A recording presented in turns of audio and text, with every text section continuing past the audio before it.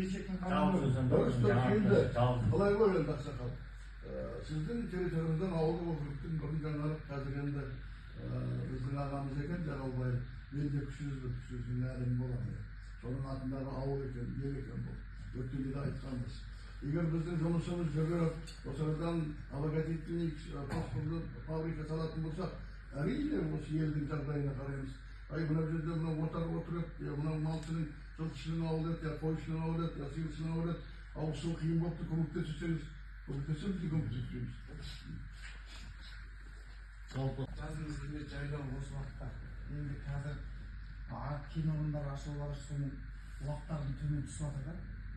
Соған сіздерде мүмкіншілік бола ма? Қойшылар шоғырланатын маңындағы тағы бір омаласпен. Оны болашақта біз қарауымыз керек. Алдымен біз өзіміз, бізге қажетті біз мына ұңғыманы неге қазамыз? Ұңғымаға мынау фосфориттік әлгі ұрылардың қанша тереңдікте жатқанын, сосын оның әлгі составы қанша процентті фосфорит болатынын, соның бәрін зерттеп аламыз. Біз 14% зерттеп тұрмыз. Соның төртеуін сіздің анау онын біз қайтадан консервация қоямыз да, тиісті біз пробный материалымызды алып болғаннан кейін төртеуін біз көлбей пайдаланатын болып сіздер пайдаланатын болып 4% ашық, сол біз қалай қазір солаймен қалады. Кейін болашақта жұмыс жүріп жатса, жаңағы айтқан жайылымдарымызға, басқаларымызға судың көлемі төмендеп жатса, оған енді жәрдемдесуге болады. Біздің мәнісіміз сіздерді сумен қамтамасыз етуіміз. Біздің скважинаның мәселесі, сол скважинаны қазып біз анау руданың несін аламыз, фосфоритті, қанша фосфорит бар. Сол лабораторияда зерттеп болғаннан кейін, соның сапасын осы күнде бекітіп, осынша біздің зерттеген жерімізден осынша тонна жылына фосфорит алуға болады. Соны қоршаған ортаға әсері қандай болады? Жаңағы қалдырған 4 скважинаны барып, қарып, независимый эксперттерді шақырып, қарап тұруға болады. Сондықтан ең үлкен халықты қайта-қайта өткенде де осы сұрақ айтып жүргені. Біздің қазған скважинамыз сіздердің суларыңыздың көлемінің деңгейінің төмендеуіне кері әсерін тигізбейді деп жазып қойды. Әсер етпейді деп айтып дәрігердің жұмыс істеуге. Сондықтан осы мәселені халық дұрыс істеу керек. Одан зиян болмайды. Осында жұмыс орны ашылады, адамдар жұмыспен қамтамасыз етіледі. Ал біздің шығарып отқан ұрыланы қоршаған ортаға әсерін тигізеді. Сол фосфорит, қаратаудың бәрі түгел фосфорит қойды. Сол лицензияны бізге берген болса, сол лицензияны территориядан біз барлау жұмыстарын жүргіземізде қазған бұрынғысымызды қайтадан табамыз. Сөйтіп фосфориттің көлемі біткеннен кейін уже алла жазса, амандық болса, кен байыту мини фабрикасын салуды жоспарлаймыз. Барлау жұмыстары бойынша НС Resource компаниясының өкілдері келіп отыр. Бұл жерде жалпы Қазфосфаттың жері, ауданның жері осы жаңағы ауылдық округінде өту себебі осы ауылдық округке шекаралас болатын осы жерде өтіп отыр. Сондықтан қысқаша баяндай беріңіздер. Енді экранға қарап отырсаңыздар, мен қысқаша сіздерге баяндайын. Менің фамилиям Мұсабаев, атым Нұрмадин. Кеше біз облыс әкімінің бірінші орынбасары әлемдер бақылауда болдық. Жағдайдың бәрін түсіндірдік, баяндадық. Енді ол кісі өзі керек емес, аудан әкіміне баяндап, облысқа президент келетін болып баяндап жұмыстарға байланысты. Бұның алдында да біз келгенбіз, сіздермен клубта кездескенбіз, осы жағдайды түсіндіргенбіз. Негізінен мәселе не? Мәселе мынау барлау жұмыстарын жүргізу бастайық деп жатырмыз. Негізінен алынған лицензияға сәйкес мынау барлау жұмыстарының қоршаған ортаға қандай әсері бар, соны халыққа түсіндіру. Мына лицензиялық аймақ өздеріңіз білесіз, осы Шалқы ауданының Жамбыл облысы Шалқы ауданының Жаңатас қаласының оңтүстік-батысқа 5 км жерде орналасқан, мынау картада көріп тұрған сол барлау мәселесі. Негізінен фосфорит рудасын барлау жұмыстары біткеннен кейін амандық болса, осырадан фосфорит рудасын байытатын фабрика салынады шағын. Оған енді инвестиция салып, ол жұмыстарға дайындық жұмыстары жүріп жатыр. Ал негізі бүгін сіздерді түсіндіресіз. Мынау барлау жұмыстары жүргізер кезде тереңдігі 1 метр, ені 80 сантиметр болатын траншейлер қазылады. сөйтіп примерно траншейден 0,8 тұрғыттан әлгі заттар алынып, қанша ішінде фосфорит бар, зерттеу үшін сондай заттардың барлығы өзі көп нәрсе алынбай, осы барлау жұмыстары 26-27 жылдары жоспарланып аяқталайын деп отыр. Барлау жұмысы біткеннен кейін қазылған траншейлардың бәрі қайтадан толтырылып қалпына келтіріледі. Ал ең негізгі мәселе не? 14 ұңғыма қазылады осы барлау жұмысының кезінде. Ол Жангир бұрғылау қондырғысы арқылы жүргізіледі. Осы 14 ұңғыманың ең жақыны мынау сіздерді ойландыратын айтып жүргендеріңіз, мынау водозабор дейміз, сол водозабордан ең сол ұңғыманың жақындығы жарты километрден артық. Сол жерде 3-4 ұңғыма қазылып, сіздердің ауыз суға біздің барлау жұмыстарымыздың әсері анықталады. Сөйтіп 3-4 ұңғыманы осы біздің қазған ұңғыманың есебінен қазіргі суалып тұрған водозабордың төңірегінде қалынады. Ол консервацияға түспейді, наоборот, ол наблюдательский скважина. Суға әсері жыл сайын қарап, судың әсеріне қандай біздің қазба жұмыстарын жүріп жатқаны анықталатын болады. 4-5 ұңғыма ауылдық округтың аудан әкімінің балансына беріледі, водозабордың төңірегінде қалады. Ең халыққа пайдалы мәселесі де сол. Ал енді сіздерді қатты ойландыратын мынау жұмыс енді 18 адам барлау жұмыстары жүрген кезде жұмылдырады деп есептелініп отыр. Таңғы 8-ден кешке 6-ға дейін жүргізеді. 788 күн барлау жұмысы жүргізеді деп есептеп отырмыз. Енді ең соңында сіздерге сол барлау жұмыстарының кезінде су ресурстарынан халықты ойландыратын әсері қандай дегенге біз жаңадан бүгін тағы да алып келдік. Алматыда осы сіздердің водозабордың суының көлемін, жағдайын анықтап отырған мекеме бар. Ол Қазақстан Республикасы гидрогеологиялық зерттеулер жөніндегі өндірістік және жобалау фирмасы Қазгидек деп аталады. Соның мінекей соңғы қорытындысы. Былай деп баяндалады. Саналғы, иә? Ашылмайсың ғой қатты?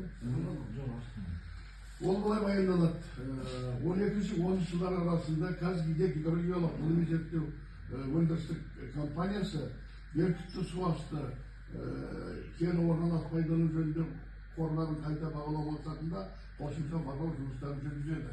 Оны жаңа біздің мекеме жөнінде айтып отыр. 13 жыл Қазақстан Республикасы мемлекеттік зерттеу комитетінің хаттамасымен жер асты суларының баланссыз пайдалану қоры бекітілген. Ол бекітіліп отыр. Кеше біз облыс әкімінің бірінші орынбасарына бардық. Ол қайтадан 10 жылдан кейін қайта бекітілу керек. Оған енді облыстық аудандық бюджеттен қосымша қаржы бөлініп, жаңа мына біз айтып отқан мекемеге қайтадан заявка беріледі. Сөйтіп мына барлау жұмыстары біткеннен кейін жер асты қорының көлемі қайтадан бекітіледі. Ол кеше келісілді облыс әкімінің бірінші орынбасарында біз осы мәселе жөнінде болдық. Осы кен орнының біз барлау жүргізетін 14 елде ұңғымалары бұрғылауға байланысты жауапкершілік шектеулі жобасы бойынша геологиялық барлау жұмыстарын жүргізу Беркуттық кен орнындағы жер асты суларының сандық сапалық көрсеткіштеріне кері әсерін тигізбейді деп бұған дейін де берген, қазір қайтадан мынау өзінің қорытындысын беріп отыр. Қазақстан Республикасы мемлекеттік зерттеу комитетінің ұсыныстарын бекітіліп отыр. Геологиялық барлау ұңғымаларын бұрғылаудағы кейін ұңғымалардың бір бөлігі жаңағы су алғышының водозабордың гидрогеолог бақылау ұңғымаларына айналуы тиіс. Яғни жаңағы жобалау бақылау ұңғымалары ол қайтадан жабылмайды. Қазылған 4 скважина мына водозабордың төңірегінде қалады. Кейін судың сапасын сол арқылы бақылап отыруға болады. Міне қысқаша қоршаған ортаға біздің белгілеп отқан барлау жұмыстарының негізгі көрсеткіші, негізгі мәселелері осы. Назар қойып тыңдағандарыңызға үлкен рахмет. Мен айттым, мен біздің экологиялық немізге ешқандай әсері болмайды деп отыр ғой. Суымызға, судың өзі азайып барады ғой. Соларға кесір тимесе, оған енді жақсы жалпы өндіріс орнын салғанға қарсылығы жоқ.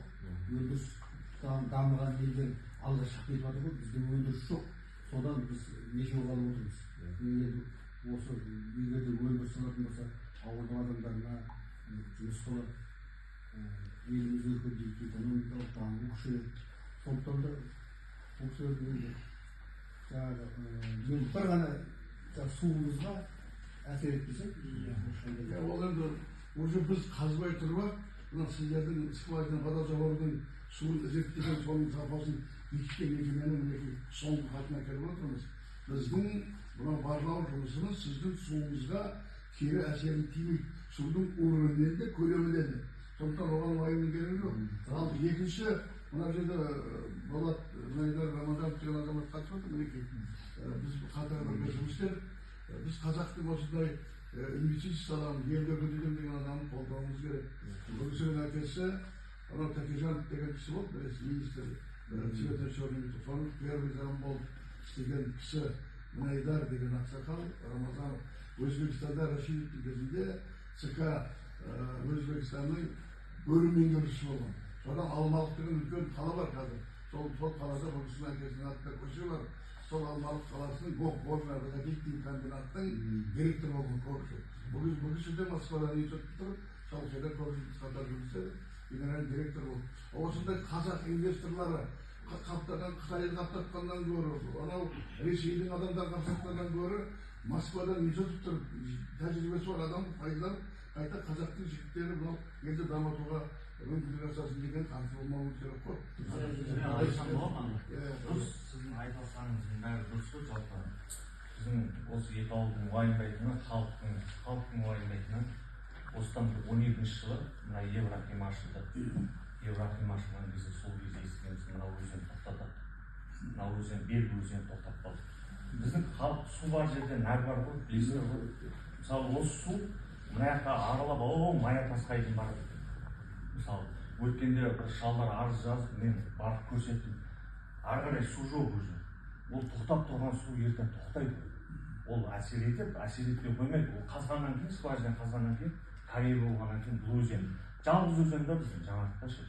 Жалғыз өзен тоқтаса, сол уайым, елдің бәріне сол уайым. Болашақты ойлау керек. Мен дұрыс айтып тұрған. Бірақ ол әр сарапшыларды қабылдап отырып, әрбір мамандықтан инженер гидротехникпін, инженер құрылысшымын, Қазақстанның құрметті құрылыс атағы бар адамын. Мелиоративный бөлімінің басшысы болғанмын, құрылысшылардың ремонт управление басшысы болғанмын. Әне сен атымен айту керек. Мына Қызылорда облысында қазір күрішті қысқарып су болмайды деп жатыр. Ол бүкіл табиғатқа жалғыз Қазақстан емес, орта Азияға бәрін біліп отырмыз. Біздің жасайын деп жатқан жұмысымыз, біз фосфорит өндіреміз, жердің қабатта төменнен емес, су бар жерден емес. Сол фосфорит жердің өзеніне қосуына қатысты бұл. Ал жаңағыдай көмектес, мынандай жерге өндіріс келіп жатқан зиян тимейді халыққа. Елді мекендердің төңірегіндегі мал жайылымына скважина қазып беріп, кешек біз оған болашақта жәрдемдесеміз. Ал біздің жасайық деп отқан жұмысымыз, сенің айтып отқан суыңа вообще қатысы жоқ айналайын. Өткенде сөйтіп айттыңдар, түсінгілерің келмей ме, түсінбейсіздер ме, түсінбеймін. Ол біз поверхностный фосфорит аламыз, сенің жер асты суын пәленбай жерден скважина қазып тұрған, оған зияны тимейді біздің. Біз төменнен алайық деп отқан жоқпыз ғой. Ал судың бетінен шер балқыменен ұрып алайық деп отқан жоқ. Просто карьер қазылғаннан кейін су қашады ғой карьер. Югославия карьер бітсе бақытжан тұрған жалпы бірінші барлау жұмыстары болайық. Одан кейін ол алдағы. Ол уайым қазір қойу керек. Ал енді біз барлау скважина қазып болғаннан кейін, ол скважинаның бәрі контейнерлетіледі, жабылады, көміледі. 4 скважина ашық қалдырамыз, водозабордың 4 скважина. Ол наблюдательный скважина болады. Судың көлемін содан қарап тұрасыз. Біздің жасап жатқан жұмысымыз, ана сіздің 4 скважинадан кейін соған зиян тисе, келіп айтасыңдар ғой, мынау құрып баратыр ғой деп. Ондай жағдай болмайды. Менен табақтай қатты оқып беріп тұр сіздерге түсінікті болсын деп. Қоятын сұрақтарыңыз осы, мына сіздің суыңыздың көлемін анықтаған мекеме жазып тұр. Мына ұңғыма жұмысы сіздің суыңыздың көлемін ешқандай әсер бермейді деп. Табақтай қағаз қатайтып тұрмыз. Енді не болады? Бұл жерде барлау жұмыстары карьер емес, скважина ғой. Барлау жұмыстары ол барлау жұмысы өтеді ғой, оны біліп тұрмын. Жалпы қарсылықтарыңыз бар ма? Мақұланып тыңдауға.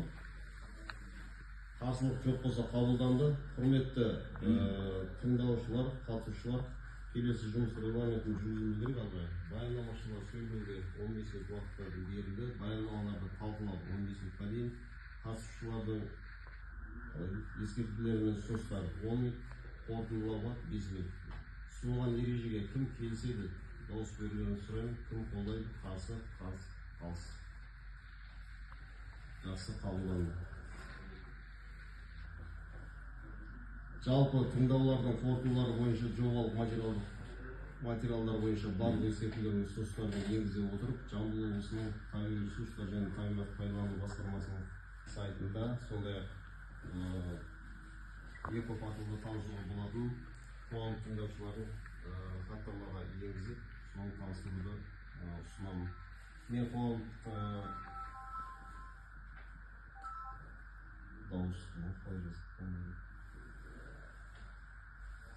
қоғамдық бастауды ұсынамын және баяндамашыларға сөз береді баяндамашы. Жаңа өзі айтатын